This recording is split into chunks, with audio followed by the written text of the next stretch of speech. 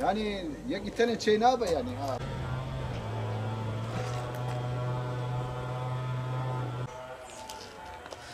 Cema pemi haydi. Allah acıyı koçum. Kabını çabuk kabını tutuyor ya şey sıkmış. Daha çektim. Ya git seçer abi git.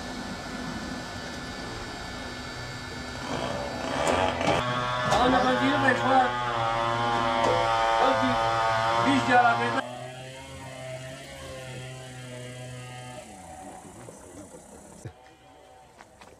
Şuradaki kablomuzu çalmışlar.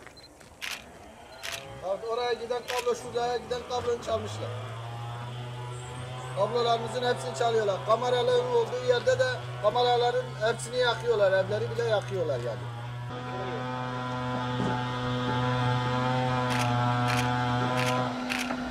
Bu ana hattan sanayiden gelen hatın bizim depoya gelen kablo çalındı. Bu yüzden bizim portiflerin kabloları çalınıyor. Ne kadar demir varsa burada demirlerin hepsi çalınıyor.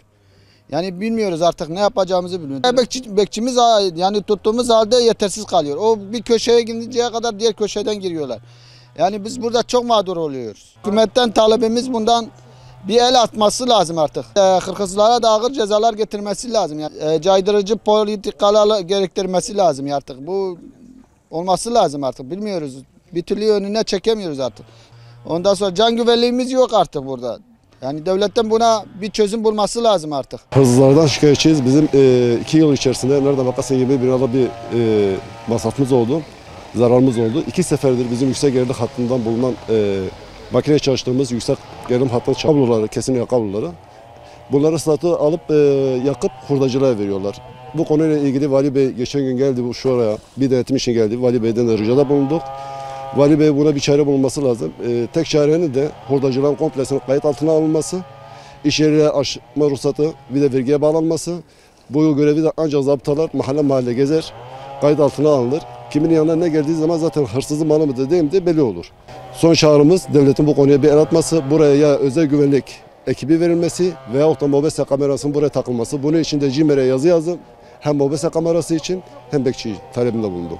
Bizim motor hizadımız çalındı. Evin demirlerini kırıp içeri giriyorlar. Bir de sitenin içinde ne kadar demir varsa hepsini çalıp götürdüler. Onlara karışamıyor. Yani bu hırsızlık olayları canımızı gebezdi. 2 tane bekçi var, onlar da başa çıkamıyor. Valilikten buraya bu mahalle için 2 tane